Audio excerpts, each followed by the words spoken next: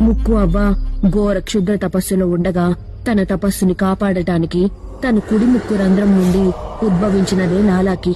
ఎడమ ముక్కు రంధ్రం నుండి ఉద్భవించింది భ్రమకి. భ్రమకి గుహ బయటన కాపలా కాస్తూ ఉంటే లాలాకి గుహ లోపల కాపలాగా ఉంటుంది. అమ్మయ్యా, కడుపు నిండా తిన్నాం. సూర్యోదయం అవ్వకముందే లేచి ముక్కవ్వకి కాపలా కాయాలి. పద, ఇద్దరం వెళ్లి గుహ బయటన తలుపుకి అడ్డంగా పడుకుందాం. నువ్వు పడుకుంటే పడుకో, నాకింకా ఆకలి తీరలేదు.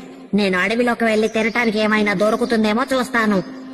జంబారే జంబా, ఇంకా ఆకలి తీరలేదా? ఇప్పుడే కదా తట్టడు తిన్నావు.